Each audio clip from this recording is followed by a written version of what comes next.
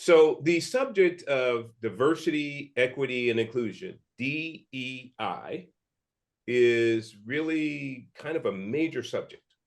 And what's really interesting about these times we're living in now is this subject is like everywhere. It's pervasive. A lot of us would like to say, look, it doesn't affect me. DEI, what's that? It doesn't affect me. The reality is yeah, you are affected. You can ignore it if you want. That's fine, but you are affected. You could dismiss it. That's fine, but you are affected. You could say, really, I don't see the relevance. That's fine, but you are affected. Or the reason why I'm certain about the fact that everyone is affected is because if you live in the United States, you know that the Biden administration, Biden himself says, look, we have an all of government approach to DEI. That's what he said. And so far, they've budgeted, I think, something like $700 million across the various departments and agencies to use these funds to ensure diversity, equity, inclusion. So it is affecting policies, laws, regulations, EEOC, everything's affected. The other thing is globally, it's inescapable. It's pervasive. Globally, ESG scores take into consideration your DEI or CRT participation. So for companies that are trying to get a favorable rate with Fifth Third Bank or what is it, the Vanguard or these globalist lending agencies, they're taking into consideration your ESG scores. Yes. And your ESG scores, the social part of that is taking into consideration your DEI, whether you've participated in diversity, equity, inclusion within your workforce. So everything is, somehow affected by diversity, equity, and inclusion. So it's incumbent on us as citizens, American citizens or global citizens, what in the world is DEI? What in the world is diversity, equity, inclusion as a separate and distinct entity from the actual definitions for those individual terms? So for instance, diversity, and so for the purposes of those who may not know, I've written a book called DEI in 3D. All right, so giving you an in-depth 3D look about diversity, equity, inclusion. Now, I'm referring to the book here because in the book, I actually define the separate terms, diversity, equity, and inclusion, based on Merriam's definition, Merriam-Webster. So diversity is the quality of state of having many different forms, types, ideas, etc. The state of having people who are different races, who have different cultures in a single group or organization. So diversity, just culminating in a single entity, but coming from all these different perspectives. Equity is freedom from bias or favoritism, fairness or justice in the way that people are treated. Equity. Inclusion, the act of including, it's the state of being included. It is something that is included, such as the act or practice of including and accommodating people who have historically been excluded because of race, gender, abilities, etc. So those are the individual terms for diversity, equity, inclusion. Now, here's the interesting part. When you put those terms together and you view and define them as a single distinction, DEI, they take on a different meaning. So what's important for every American, every person on the globe to understand is what is DEI and why is it important to me? How is it affecting me? How is it affecting my family? How is it affecting my community? This is not an esoteric conversation. This is vital. So we need to get it. So before I get further into this discussion, which leads into training and other things that we'll be offering, I want to get perspective from you, Regina, Lonnie, Neil. What kinds of questions or what have you heard about DEI or concerns about DEI, so we can sort of at least keep that in the back of our mind as we go through this conversation? Well, I mean, one of the first things that we should remember is that it doesn't matter if you don't care about it, but if your corporation does care about it, and chances are they 100% care about it, it's going to affect the fact that whether you get promoted or somebody else who is not qualified gets promoted, because they have to fit the category, they fit the quota. So it's going to affect you in your job. It's going to affect you in how you interact with people, because if you say the wrong thing, suddenly now you're typified as a racist, and it's going to show up on your performance review. If you now don't look like you're participating with the company in line and going along with this, then guess what? You're going to have repercussions. So it doesn't matter what you think. If you work for a corporation that goes along with this, then it's going to affect you. Even if you don't work for a corporation that goes along with it, if your company does work for a corporation that goes along with it, then they may start looking and say, well, let's see what your policies are. Let's see what you do before we can hire you, before we even want to hire you, right? So it expands and influences everything. You might be just a supplier. You might just be the janitorial supplier. You might just supply, toilet paper and napkins, and they are looking at whether you have a DEI policy, and it extends and it blows up, and it's insidious the way the government's pushing it down. And it starts from the government down, obviously, but they start pushing it in, and then all these corporations want to jump on board. If you do any work with the government, you better, so the government says, if you want any work with us, you got to do this. So the government jumps, so the corporations jump in. Now, if you do work with those corporations, you got to meet those, and it goes all down the line. Yep. Regina, Lonnie, have you heard anything about DEI in particular from others and just around? Or I'm hearing it from various factions. Most recently, and actually just prior to this that we're hosting today, I was in conversation with an elder from a prominent Catholic church in Southern California. And in fact, they are, and I was trying to think of the name of the faction. There is a conservative faction within the Catholic Church that has big concerns about this.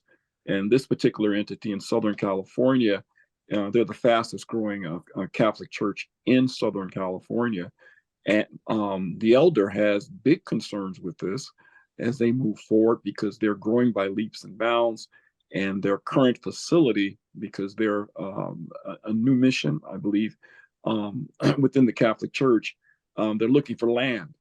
And as they look for land, and so I mentioned to him that we were doing this call, and he said, make sure you have them mention, or do they already know about this? And Kevin, you brought it up. He mentioned BlackRock to me. He said, ask them about BlackRock. And he also said State Street's another one, and Vanguard. Yeah, BlackRock, State Street, Vanguard. I think I said Fifth Third, but it's actually State Street is what I was thinking. Right. Those three entities are multi-trillion-dollar globalist financial institutions. So, trillion-dollar entities is not something that we're accustomed to thinking about, but these guys are. So yeah. So he's fairly knowledgeable, and so he mentioned those by name, and he said, Lonnie, do you know, or do I? Well, I said, the guys I hang with and the girl I hang with are pretty knowledgeable. And but I will mention this to them. He also mentioned, he says, yeah, those entities have an 88% major stockholder control of major corporations. Yeah, I did not know that. That's huge. And so his concerns are, they're getting ready to purchase land to build. Yep. And he said, and we will have to deal with these types of things as it relates to DEI, with the acquisition of the land, with the city councils and so forth that will approve the purchase of the land and the building, and all that affects everything that we're going to be doing going forward. So he's excited to hear about the things that we're doing. and wants us at some point when we're ready to reach out to them to talk to about training for them for their congregation. So it's so funny you mentioned those names because that came up in my conversation with them.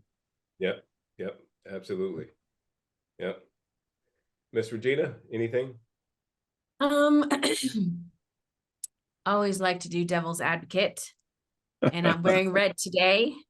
Not that the devil wears red, but anyways, I think one of the things that'll be important when we're having this conversation is that we are speaking to also the solo entrepreneur, right? The person who's a sole proprietor who maybe does hair, does nails, maybe they just own lawn maintenance, or they have a small painting or small under 100,000 a year type businesses, because they're probably not paying attention because they think it's just large corporations. So as we go through this conversation, I'll be sure to ask the type of questions like, how does it affect them? And that point you brought up, Lonnie, about the church going to buy land, so as a business, if they're looking for a loan, how far down is DEI really going to trickle to some of these real sole proprietor type businesses? I think that will be of much interest to them. Yeah, excellent point. So, so here's the deal. As we start this conversation, again, we're just sort of going to have we're going to summarily take a look at this issue because we actually have training that addresses this issue at some level, at a much deeper level, actually. But we want to get the primary talking points up on the table so you understand what we're dealing with, right? In order to do that, it's important that everybody that sees this video understands that we're not coming from a left-right paradigm. We're not coming from an ideologically, politically motivated ideological position. That's not our goal here at all. I mean, we don't, for all intents and purposes, this is an apolitical conversation. Nothing political in it. We're talking about the culture that's currently being pushed down from these globalist gazillionaires in Davos and World Economic Forum, Council of Foreign Relations, Bank of International Settlements, and all these others who are trying to enforce a global policy on everyone else, all businesses and all. And we're trying to understand the motivations, like why? And what's this really all about? Is it really something that is holistic and altruistic and something that everybody should gravitate to? Or is it something that really, because it is what it is, we should reject it? Now, right now, because we're just, bringing forth the conversation, we haven't given you enough to make that kind of an assessment. The whole point is that when you go through the training with us, online training that'll be available, you'll be able to make that assessment for yourself. It'll be clear what it is and why, and whether you should accept it or reject it. So to actually get started in the conversation about DEI, there's, one of the things that I hear, I've asked you guys what you've heard, but one of the things I've heard is, and especially from certain segments, political segments, is that, look, we actually don't need any more pushing for diversity. And I say, really, is that right? And they say, yeah, well, diversity is, there's enough motivation out there already in business. Diversity's been around long enough. We don't need any more impetus towards diversity. So that's one end of the spectrum. People think that's valid. No doubt a lot of people watching this right now say, yeah, that's me. Yeah, what's the big deal? We shouldn't have any more, strategies for diversity. Then on the other side of the spectrum, I've heard directly that, look, we need more, we need DEI. It is absolutely essential because it forces these entities to put people of color in positions of power. So that's the other end of the spectrum. So we're looking at spectrums now. What is there, you know, and I think that if you were honest with yourself, you could probably sit down and come up with a logical way to narrate both of those extremes, both of those paradigms, and make both happy. But that's not the point for us. The point for us is there a true north? Is there a real, sincere, holistic, altruistic way for us as human beings to begin to see one another, respect one another, engage with one another, and want to just and know that it's healthy and purposeful, that we're in this sort of diversified environment? Call it United States, call it global, whatever. The natural human position, if you understand that there is a God and that he divinely created all mankind in all different colors, hues, languages, and that, is that certainly diversity should be, everybody should respect the fact that there's, you know, God created us, so what's the big deal? That should be a natural human inclination, but it's not. No. Some would challenge me and say, well, why do you say it's not natural? You know, well, because it's not. There were some things that happened in history that really kind of put a firm separation between races, ethnicities. There were some particular instances that occurred in our history. And quite honestly, it's not like ancient history, it's like modern history in the past 200 or so years that have put a, cast a pall, if you will, on certain ethnicities, and in particular Blacks. Now, I could hear my, you know, good conservative Christian friends on, you know, saying, look, Kev, come on, don't go down that line. Everything's equal, everything's fine, we're all good. No, not really, because of something that happened in our history. And it's inarguable. So I'm not making an argument for the right or for the left. I'm making an argument about history. There was something and someone that came in our history that made audacious declarations about human beings, and in particular about Blacks, that really started this whole idea of looking at people very, very differently. It is not ancient history, because ancient history understands that there is, you know, even you know, people who chose to worship idol gods.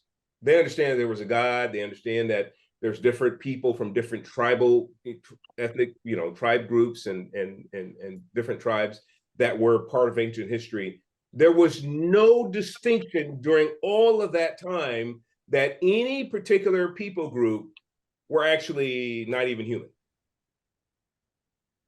That didn't occur to people. They knew that people were different, but they did not say that, hey, those things over there, they're not even human. So we can do whatever we want with them. We can just kill them and rape them and pillage, because they're not even human. There was no distinction for that. You won't find it in any of our ancient texts. You won't find it in the Bible. You will find a lot of tribalism, a lot of ethnic strife, a lot of hatred between, you know, boundaries and those types of things. Yes, you'll find that. But you will not find a distinction where one tribe or people group said, look, those people that were fighting there, they're not even human. They're, you know, we could just, they're not even human. What are we doing here? We could just summarily kill everything that exists on that side. That wasn't a thought. Kevin, Yeah. so are you, as you're talking with us, I hear you alluding to something, but knowing you, I know you're not going to give us the answer right now. Is that correct? That is correct. Okay, so You let gotta us come to know the that you're conference. going to give us I'm the trying to answer, seduce and you and then compel you to. yeah, so because I know the answer, I'm like, okay, well, when are you going to tell them?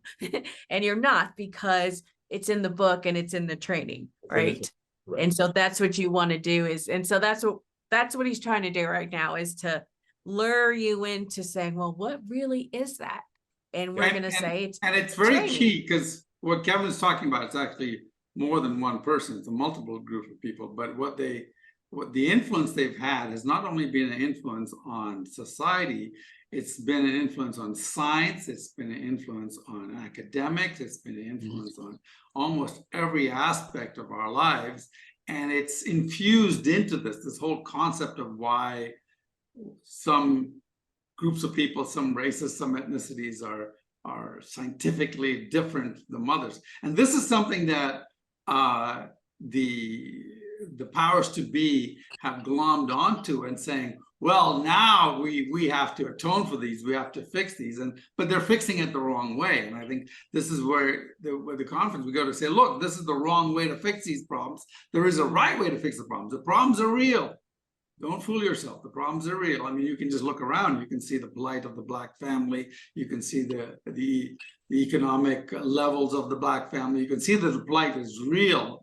But the solutions that DEI proposes are actually the worst thing you can, because it's going to actually make things worse. And we talk about this in this conference. You've got to understand how to solve these problems and what the real solutions are, and not what BlackRock and Vanguard and the administration want you to be a solution, because we guarantee you that the solutions that they're providing will cause more problems, not less. Yeah. Anything else, Lonnie, before I continue? Yeah, I was just thinking of the gentleman that was on Mr. Stossel's show recently, who was a trainer, and he's a professor. And he just happened to have the darker paint job, and he was alluding to that very thing. So this thing, the way it's being disseminated, is actually divisive and not unifying. And it's kind of great to see that. Yeah. So our goal with our training is really fundamentally to give you all that has happened historically that has divided us. This has been a purposeful effort. This was pioneered in the 1800s and then carried forward. Now I could hear it now. I mean, some people would say, look, obviously slave owners were white supremacists and racists, and they're the ones who really carried this forward. And I argue that notion. I say, no, later on, they may have glommed on to some of the scientific notions about this differences, but when slavery started, it was based on economic opportunism. Yes. It wasn't, yeah, and so, for some people say, oh, come on, I mean, yeah, they were just obviously racist. They just wanted to just get blacks and just jack them. No, I mean, here's the deal. If you owned 150 acres and you had 2 children, 1 son, 1 daughter, and you had all of these cotton fields or tobacco fields, whatever you had to manage, and every year you have spoilage because you just can't, it's too big. And somebody came to your door and said, look, I got some slaves, just got them off the ship. You give me, $5, $2, whatever it was back in the day, right? And you can treat them any old kind of way. You can, as long as you just feed them just enough so they can be productive for you, but you can get 5, 10 and have them manage your whole plantation. That's an economic decision. That's not a decision, hey, I just want to enslave people and just bring them on my plantation, just treat them bad. So for starters, it was economic motivation. I know I don't have the capacity to work all my, acreage here. I need to get as many, if these people, I can pay them and I could pay for them and I don't have to worry about them, build them a little shed, just give them just enough, sunlight and coverage, and feed them 1 meal or 2 meals a day, is just enough so they could be marginally productive for me, then wow, that's a pretty easy economic proposition. So it was opportunistic in that way for these plantation owners. Now, as time went on, they got much more abusive. They started raping and pillaging, all kinds of horrendous acts to slaves. A lot of that came from the mindset that, well, these people aren't even, these things aren't even human, so no big deal. That mindset was actually propagated by a single individual that then became a mass movement, right? Kevin, can you bring us in now to DEI? I mean, we definitely want people to get the book and to read, and even your previous book, Woke Up, will help them understand this history. But in our DEI conversation now, bring us to now and what is happening in companies and corporations. So what we're seeing, because of these things that happened that disunified races and classifications, we had certain things happen, affirmative action, and that happened to sort of begin to incentivize companies to bring people in, and have organizations recognize that people are just people. You should try to bring Blacks and make them a part of your organization. That happened in the 1970s, and it lasted for quite some time. And then when that finally ended, now we're seeing a new idea about making sure that Blacks in particular, but really all races and genders in that, are part of this diversified workforce. The idea is that there's still, even after affirmative action, even after content of character, Dr. Martin Luther King's admonition that we should all just begin to view people based upon this and hire based upon content of character, not anything else. Meritocracy, content of character, great. And it's given us up until now. Now what we're seeing are people screaming about, look, there's still not enough Black representation at higher levels within organizations. And so we need something even more, purposeful, if you will, or more contrived, that's going to force now companies to put Blacks in positions of power within their organizations. Now, there's some obvious, when you start to really look at what that means, there's some potential pitfalls with that, because if you put people in positions of power without the core competency, skills, expertise, meritocracy, without it being driven by merit, and just putting people in positions of power just based on outcome. We have X number of Blacks, and X number of Blacks need to be in these positions of power. This is the outcome. That it's as if it's linear and not human, not based on any human capacity, but just based upon a linear disposition.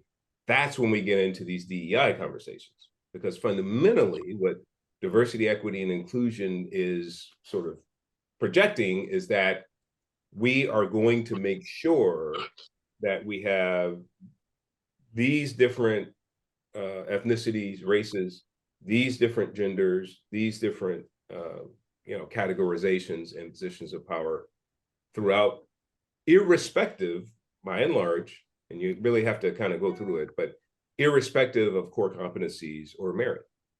And that's when we get into some of it. Yeah. Well, I So, mean, like, fielding some questions to the rest of the guys. I was going to say, are we seeing that affirmative action didn't really work, right? I mean, how, because you kept saying that kind of like affirmative action ended, or it kind of came to a close. So are we thinking that DEI is just affirmative action on steroids? Is it something that's metamorphosed? Are they trying to replicate a system that never fully got its feet off the ground? And I'll kind of lob that at Neil, and Lonnie can jump in, and then we'll swing back around. Well, I know, Neil, you want to say something, but I'm asking you a question first. So, well, in answer to your question, I absolutely think, in fact, when you said that, I thought, wow, that's brilliant. Yeah. Yes, DEI is very much affirmative action on steroids. It didn't work as affirmative action, so they want to double down on it. I mean, there are some nuances and changes to it because it's more inclusive, it's more broader, right? Because it doesn't, you have to remember, it's not just about blacks. Now it's about transgenders and lesbians and homosexuals, and, you know, go down the list and you can just add whatever ism to it you want to it. It has to include that variation of it. But there's a more insidious part of it, though. Affirmative action was, in a sense, let's give these people the chance where they didn't have it. DEI is, no, we're basically creating quotas. Not only quotas, but worse than quotas, we're creating more than the quota. So yeah, blacks are 13% of the population, but they're going to insist that they're 50% of your board. Women are, you know, lesbian women are, you know, non-existent in the whole demographic. They're like less than 0.5% of the population, but no, we're going to insist that they represent 5, 10, 15%. So it's actually, in a sense, much worse than that, because it's taking affirmative action and pushing it into quotas that are actually not even in any ratio to what the actual population should be. So that's the number one. And the second thing is, I think and I wanted to, before we lost this, is all of this can actually hurt blacks, because imagine now that you have a black boss and you know he's there only because he was black and not because he was capable, and so as a result he's not there because of his abilities, and so he's not well trained, he doesn't have the skill set, he doesn't have the emotional capacity to be where he is, and he's just not good at what he's doing. You're going to think not that this guy is bad, you're going to think that black people are incapable. Mm-hmm. And so when the next boss you get who is black and is perfectly capable and got there because of meritocracy, you're going to think, you're going to have a bias towards him naturally, because you think, well, he's only there because of his blackness, not because he actually earned the position. And I think as an Indian in America, if people thought, well, you're only there because you're an Indian, I would be insulted. No, I got where I was by working hard, not because somebody granted it and gave it to me on a platter. I'm actually quite insulted when people promote anybody else who's an Indian just because they're an Indian, right? And so you can see that how it'll actually be more racism is building more of a sense of, well, these guys shouldn't be here. All those guys, all those kind of people shouldn't be here, kind of thing. Yeah, to your point, it becomes, you know, if somebody is viewed as a diversity hire, that's undignified. It's a horrible. And then you won't know the difference between somebody who is a diversity hire and who actually worked their way there. Yeah. Yeah, good point. Great point. I'm shaking here or bobbing my head here because it reminded me of I was accused of being a token, which was a term that was used by someone who had the darker paint job as we have. And to say I was upset was to put it mildly. And I said, no, it's by merit and skill set that I was able to do 19, 20 years in high-tech corporate America, not because of any program that they had, because when I was doing that, there were no programs. And I come from a generation of, this is my father, who I quote all the time, who became successful in the textile industry. Certainly, there was no program for him. He had merit, and he taught me from the time of my youth, if you are productive and can be counted on, there's a place for you. And any business entity or individual that has any kind of wisdom or sharpness will make sure that they utilize you because you either save them money or make them money, son. That's how I succeeded, and that's how you can succeed as well. Today, this new dynamic is just, yeah, it makes me quite angry, and I think it should anyone because if you got skills, Neil, you have skills, Kevin, you had skills or have skills, and Regina, you as well, and that is why you are doing what we're all doing today because of those skills. And then, here's the deal. They are utilizing the plight of the Black American experience historically being used as pawns to drive a completely different agenda. And it's frustrating not being able to get, well, not only white Americans to understand this, but Black Americans to understand this. And I think it stems from vengeance. Kevin, I remember you talking about that a couple of years ago to me about that, and unforgiveness. And they fall in line. It says they're using our plight to drive a completely different agenda. And we're going to get the short end of it in the long run if we don't understand that. But today, because of mainstream media and other platforms, well, every faction, government and everywhere else, it's what's being taught. And but I'm excited because of what we're doing here today, and because of folks I've been talking to individually. Folks are beginning to wake up, but we have to give them the tools to be able to use to connect the dots on that thing that they say something doesn't smell right, Lonnie. Yeah. Yep. So since our time is wrapping up, let's get on to tools and what is it in our training? Who should take it? Yeah. I mean, should everybody take it? Yep. And how does that benefit them? Yeah. So the most important tool that we have is knowledge and information, historical facts and truth, right? These are things that have been obscured from the public. You don't learn this stuff in high school or any kind of school or even college setting. Kind of stuff we're dealing with is unpacking actual history, providing you with and illuminating actual figures in history that precipitated where we are today and why, when they took those specific actions, how it led up to today. So we're not saying 1 + 1 and then you have to kind of carry it over and then look at, we're saying 1 + 1 is 2, and we're allowing you to connect the dots all the way through our training.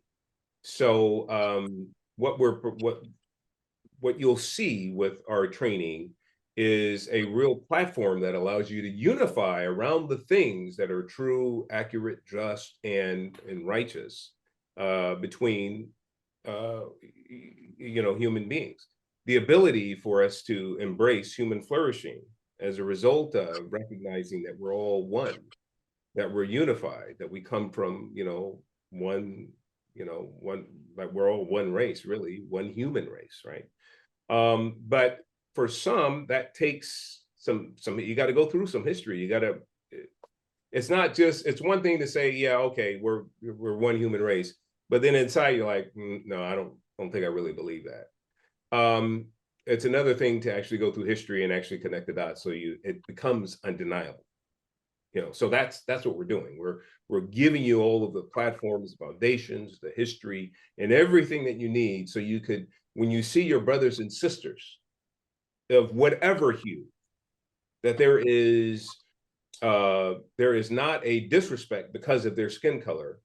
There is an appreciation because of who they are and their diverse background and thoughts and political parties, whatever it is that makes them that diverse unit, that diverse entity that brings human flourishing. When we all put these sort of diverse menagerie, if you will, of humans together, it's just a beautiful thing. It turns into a beautiful bouquet.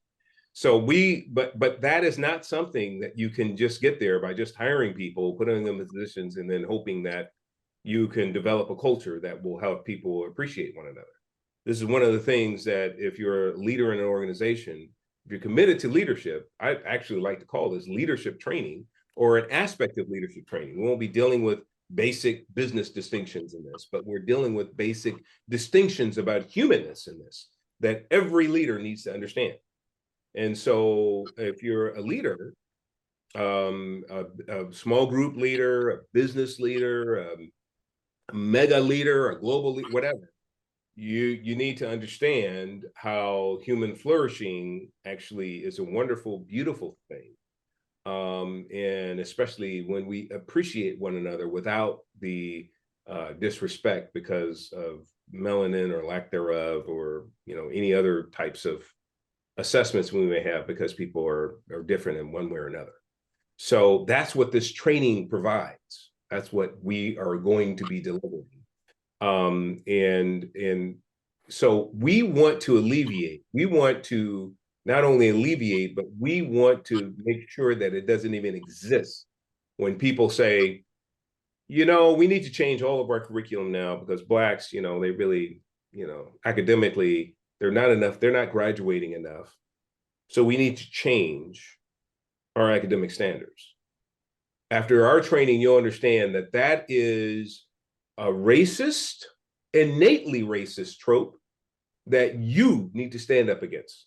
Yes. And you call them to the carpet. You need to say, look, don't infantilize Blacks. There's too many wonderful Black achievements that we've had for many generations for you to now say Blacks can't compete. They can't, they're just incapable. This is a mindset of the original pioneer of all of this stuff.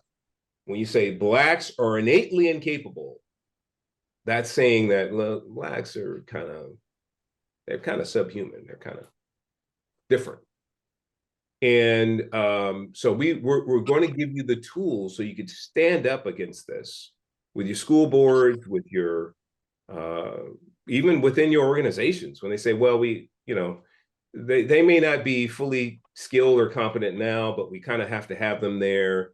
We're going to bend the curve down a little bit because really, Blacks, they can't really achieve that level. So we're going to bend it down a little bit to make sure that we have Blacks in as engineers or in as, this or that. I mean, that is racist and demeaning. No one should accept that as appropriate. And we all need to, when we hear that, when we see that, we need to stand against it.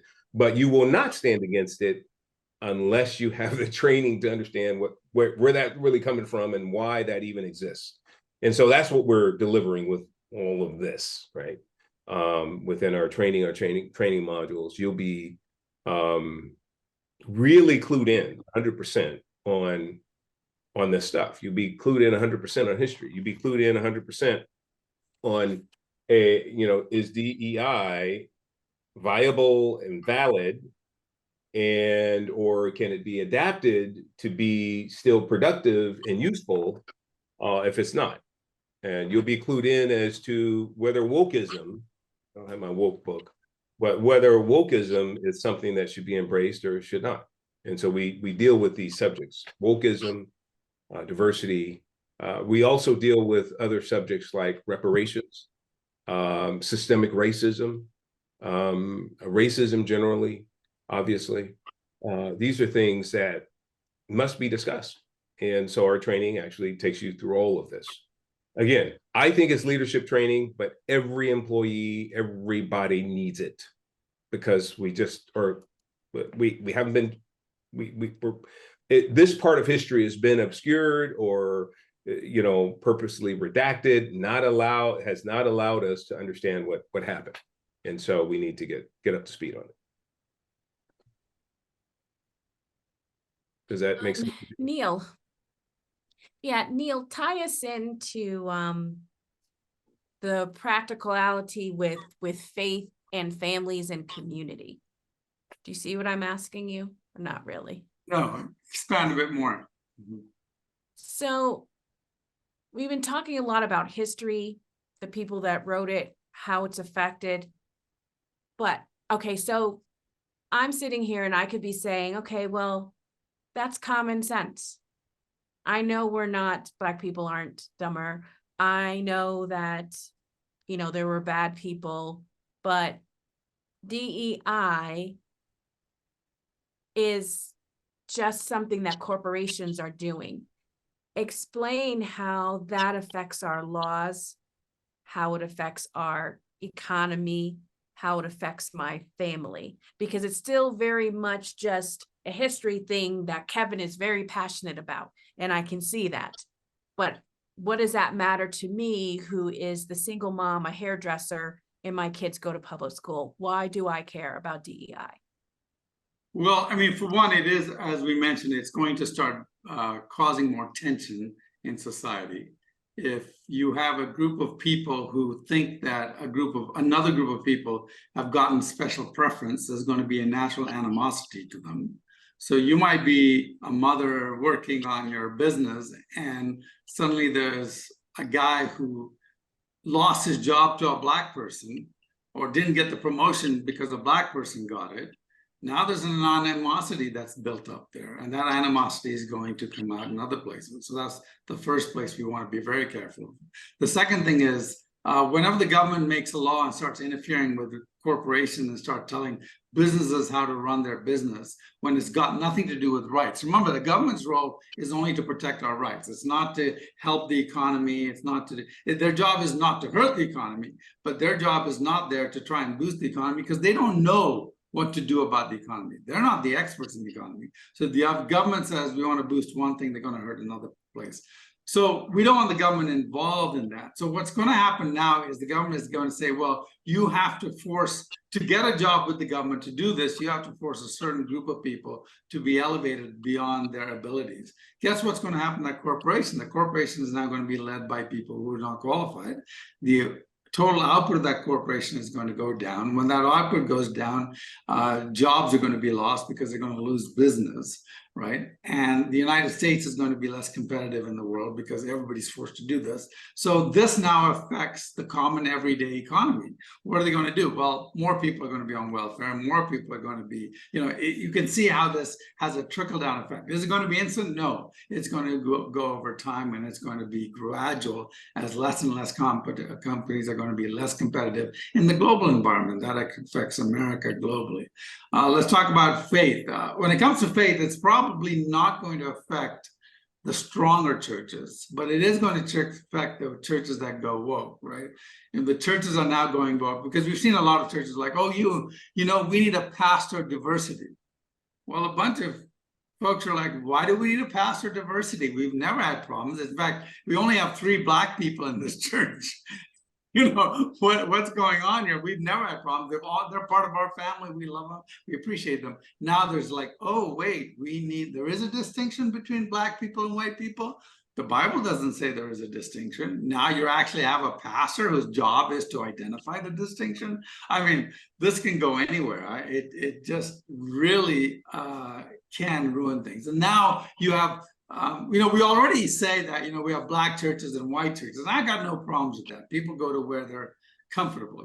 Black churches, how I tell the story of how when I grew up in Black churches in Africa, but when I came to a Black church in America, I'm like, oh my goodness, what is this? I'd never seen it before because it's completely different from the churches I grew up in. And so naturally I gravitated to a church that was closer to what I'd grown up in. So people gravitate to what they're comfortable with, and there's nothing wrong with that. But now you're going to see a difference between people going, well, those are the people that made me lose my job. Those, you see this animosity come into the culture, and you're pumping it back into the culture. And I think I think the churches will be affected less, but I think the woke church, I'm sorry, let me phrase that. The conservative churches, the biblical church is going to be affected less. But those who go woke, trust me, you're going to lose people. It's going to affect you. Well, I love your example. That's great, Neil. Thank you for that. That was great. But I love your example, Regina, of the mother that is a hairdresser, for instance, or she owns her own salon. She has 2 kids in public school. Let's play that out a little bit with this DEI a little bit. Okay. So she has 2 children in public school. What's going to happen in public school, which already been happening in public schools, is, let's say she's Caucasian, she's white, she's a white lady. Those children are going to come home. They're going to be asking about their privilege, whether they're indeed racist. Why are their friends now backing away from them? because now other students of other ethnicities are now isolating them.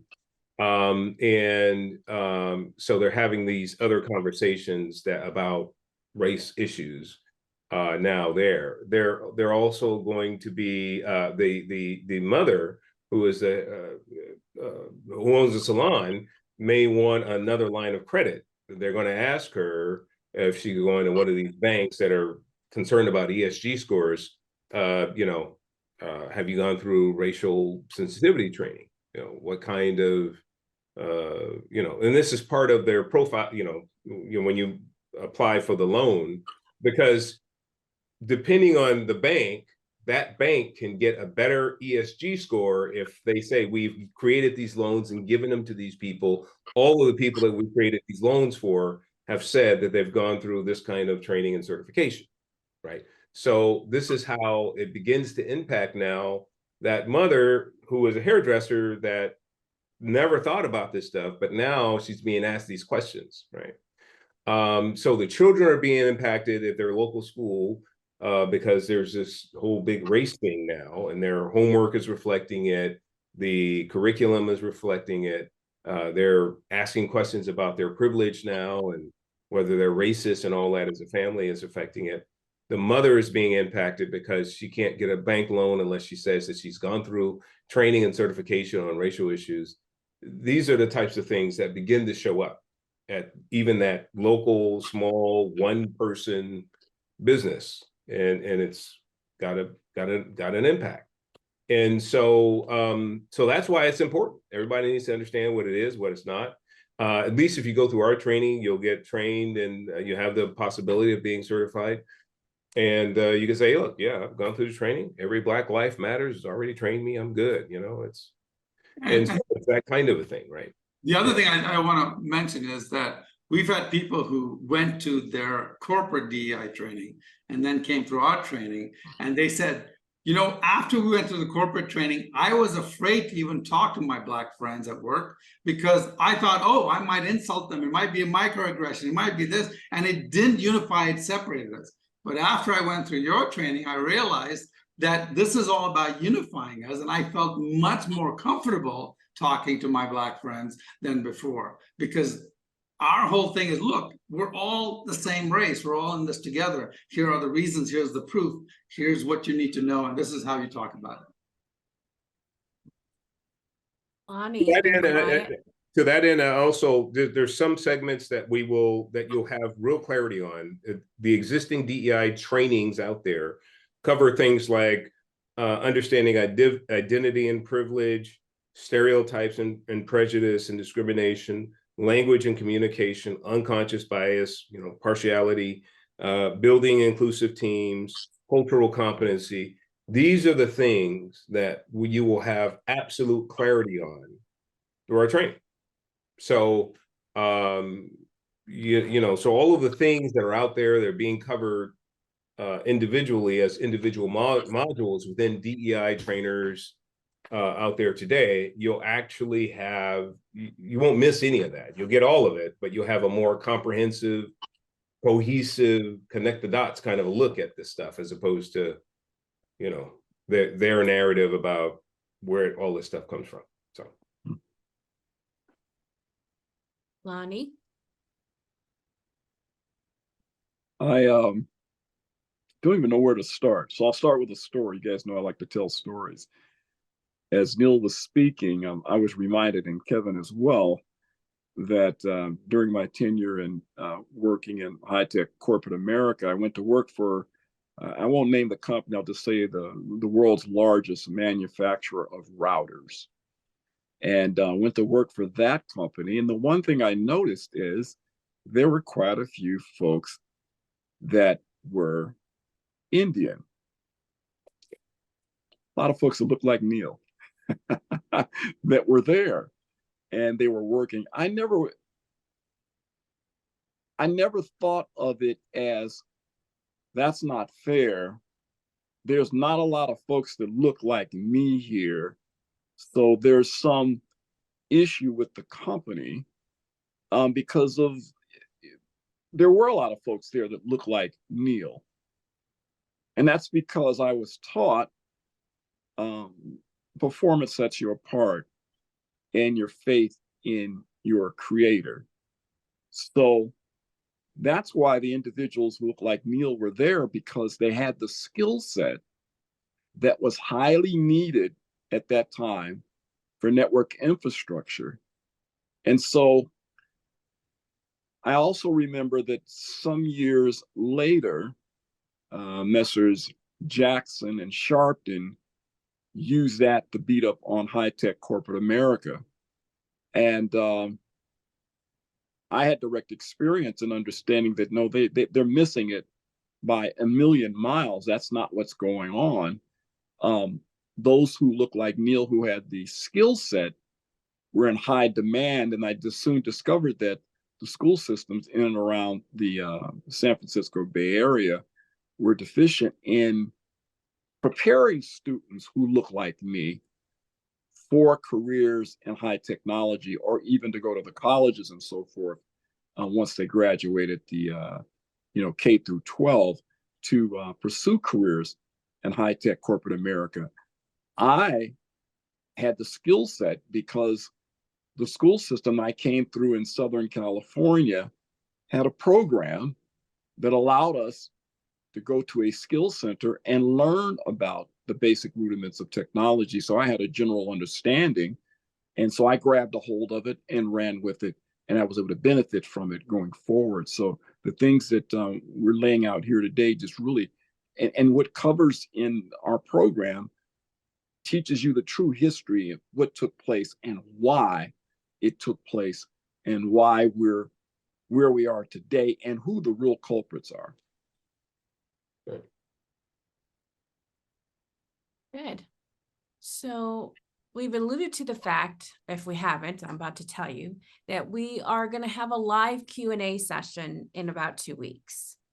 And what we're hoping is that as you've watched this video, that questions have come up in your mind.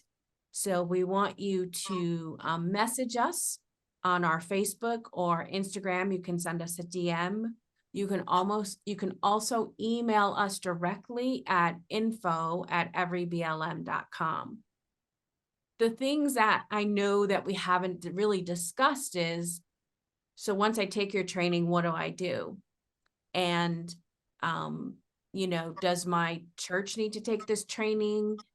If I'm a solopreneur, what does it do for me, necessarily taking this training? And really, how it's like,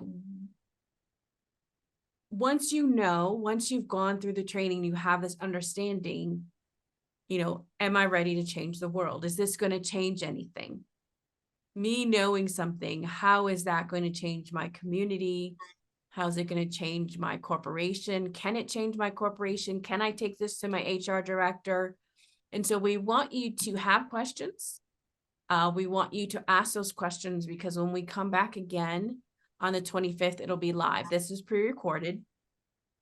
And so we want you to post questions in the comments, contact us, because we want to answer those questions live for you on the 25th. And then we'll talk more about the launch date for our training sessions, which will start on October 1st. The doors will be open for that, and you can go right online and take the courses. It's important to understand that DEI is thrown around there a lot, and it can be something that you'll say, well, it's obvious that everybody is equal. What's the problem? And you keep on moving. But I hope that you caught what we're saying about the idea that it's about quotas now. I mean, they used to say that affirmative action was about quotas. They used to kind of hide it a little bit. But DEI does not hide anything now. It's definitely about quotas. Absolutely. And I don't think anybody, when you really think about it, you don't want, your heart surgeon to be there because of a quota, right? You don't want the person building parts on your car, that company to get the contract because they needed to hire, a company because of the color of the skin or the race or ethnicity. And now I hope that you're also seeing that there is another agenda behind this. When you hear people, it's unfortunate that those who are talking about the plight of Black people being used as a pawn, sometimes they're very radical with all the other things that they're saying. And so you kind of just X everything out. But there really is the use of the plight of Black people to push another agenda, because Black people are not pushing the transgender agenda, right? We are not really pushing the homosexual agenda. We are not out on the national stage pushing those agendas on African countries saying we're going to withhold your aid if you don't start teaching this kind of sex education, if you're not teaching these CRT standards, right? And so they've taken that plight and they've kind of put it there, but underneath it all is another agenda. All these agencies that are teaching DEI, now you want to look at color and say, well, who's getting all the money for doing all this teaching, right? And I'm not saying, oh, well, now they need to hire Black companies. That's not what I'm trying to say is, where's the money going? Where's the power going? Who is benefiting from what's going on? That's really what you need to see. As a Black person, as a Christian, you need to see that, because this is what is marking and defining our culture. This is what defining our generation. And this is what is now defining our legacy, if we don't wake up and do some things about it, because we fell asleep at the wheel on some other issues. We said it wasn't really our problem. And look where we are right now. And there's not one person who would tell me that if they could go back and change some things, that they wouldn't have voted differently, that they wouldn't have been, I mean, those are our regrets, right? That I didn't get more involved, that I didn't speak up, that I didn't stand up for humanity, right? Because when we start doing my rights, then my rights are definitely going to clash with yours, because we have different agendas and needs, right? The rights of a single mom may seem very different from the rights of a married couple that's doing well, but the rights of humanity, there's something unifying about that, right? And we can all get behind that, because that's the future, right? It's not just the future of a single mom or a married couple, or a girl or a boy. There shouldn't be that we have to defend the rights of a girl. How about just defending human rights and showing respect and gratitude for all the differences that exist within our world, so that we can really be one human race, right? So we're hoping that you will ask your questions, that you will share this video with your friends and your family. And please, please send us questions, because we definitely want to answer them. And we'll be excited about unveiling our new class on October 1st. So before we wrap up, I'm going to give it to Kevin, then Neil, then Lonnie. You get the last closing word. Look about that. Okay, Kevin, go ahead. Last things you want to say. So just real quick, this is here's the main takeaway, that DEI, CRT, all that having the foundation, understanding, and all of that is imperative for everyone. This is not, we're not just speaking to business owners, we're not just speaking to business leaders or small group leaders, we're speaking to everyone. These are issues that are pervasive human issues that everyone needs to understand. Everyone needs to take the training, not just because we're offering it, but because you are participating in the human race, and you want to be able to see your brothers and sisters, even with radically different paint jobs. You want to be able to see them as brothers and sisters. We're all one human race, baby. So that's the point. We can drive that point home with the training, and you'll feel much better about yourself, about humanity, about human flourishing as a result of the training. So let's do this together, and we look forward to it. Yeah, let me, I think it's very important that even churches who are conservative consider bringing this training, watching this training, getting their staff to watch it, and then allowing people in their congregation to watch it, because they've got people in the congregation who work for big corporations. They got people in the congregation who have their small businesses. So pastors can get and prepare their congregants for this cultural shift, this cultural change. And also by doing that, they can prevent our country from sliding on this path, which is a very dangerous path. And I think it's something that every pastor should be worried about, every human should be worried about it. And especially if you're a parent, this would be very, very good for you if your kids go to a public school.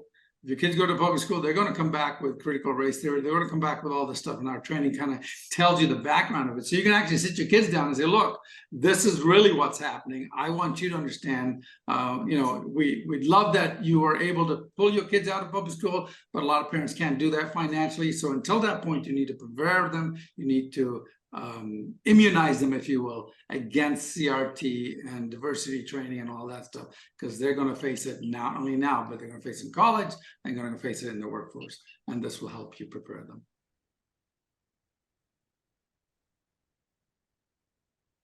Excellent points, Neil. I would just add that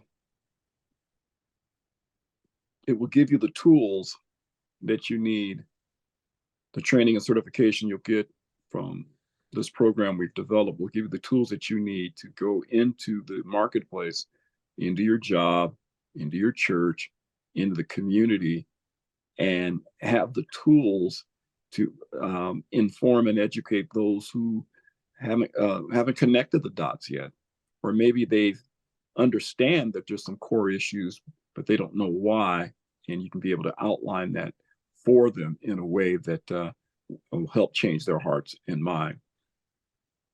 That's what I would add. Thank you. Thank you, guys. Thank you, everyone, for watching. And we look forward to getting your questions. You can DM us, leave a question in the comments, or you can email us directly at info@everyblm.com. And we'll see you again in 2 weeks. Have a good night. Now, all you wokesters out there, listen up.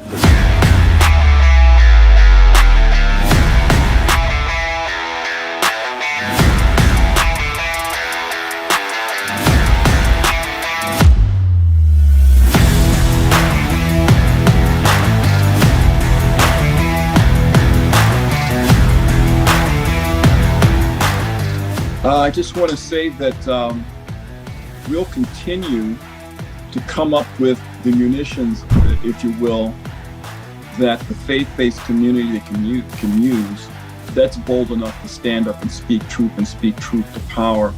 And something I've always felt is that, the truth is out there, but I feel it needs to be spoken to be activated. The truth is there. If you look at, what the scripture says, if you want proof that God exists, just look at nature. There is a great creator. There is an intelligent mind that thought things out and put things in place. There's a methodology and there's a knowledge to how things work on the world scene. And so that's what I call truth. That's truth. But you have to speak the truth as it relates to folks, those of us who are created in the likeness of our creator, which every human person that was created that way. We must speak that truth that God's put forth to activate it as we engage with people in the world. And we know that, and I'll say this, we know that Satan creates nothing. He only, perverts that which God already has in place. We know this. He's the anti-creator versus the creator of all. All we have to do is speak truth, and it nullifies whatever he is using effectively, because the reason why he uses what God uses just in a perverted way, because he knows it's effective.